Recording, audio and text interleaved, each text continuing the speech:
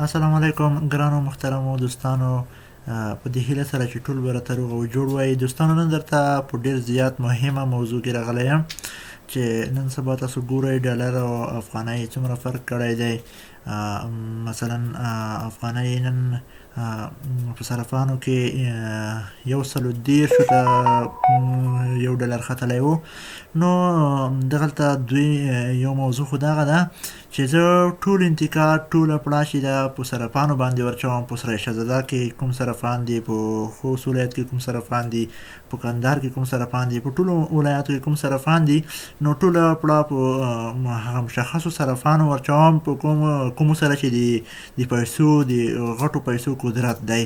نو ځکه چې که چېرته وګورو د افغانۍ ارزښت د دې نه ټیټ شوی دی چې صرافانو ته چې کومې ډالر راځي هغه یې د ځان سره نیولي دي او افغانۍ یې مارکېټ ته غورځولې ده. نو افغانۍ چې کوم ارزښت درلودو هغه یې له لاسه ورکړ. نو دغه لومړنۍ موضوع وه. نو دوهمه موضوع چې ده، دوهمه موضوع د تجارانو ده. اوس تاسو وګورئ، موږ د چین څخه سامان چې کوم افغانستان ته راواردوو، نو د چین کوم کمپنۍ چې دی هغه وایي د افغانستان افغان تجارانو ته وایي چې تاسو باید خپله کرنسي د چین کوم کرنسي چې دی هغه ته تبدیله کړئ، ناستې د چین څخه سامان افغانستان ته وارد کړئ.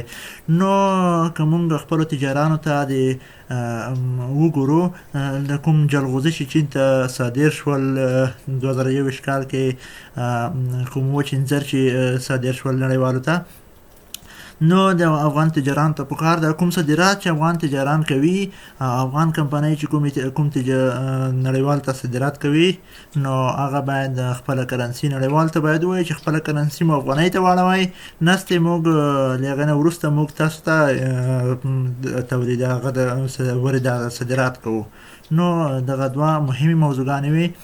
نو که چېرته افغانان غواړي چې د افغانۍ ارزښت بیرته په خپل حالت کې راشي، نو کوم ډالر چې راځي هغه باید افغانستان بانک ته راشي. افغانستان بانک کې باید نورو بانکو ته ورکړي، د نورو بانکونو چې دي باید صرافانو ته یې ورکړي ډالر، یا یې د بانکونو چې دي دغه باید هغو خلکو ته دغه ډالر ورکړي کوم چې ډالري اکاونټونه لري.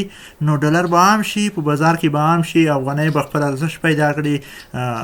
نو خلک مجبور دي چې ډالر په افغانیو باندې تبدیل کړي، نو افغانۍ به بیرته خپل ارزښت پیدا کړي.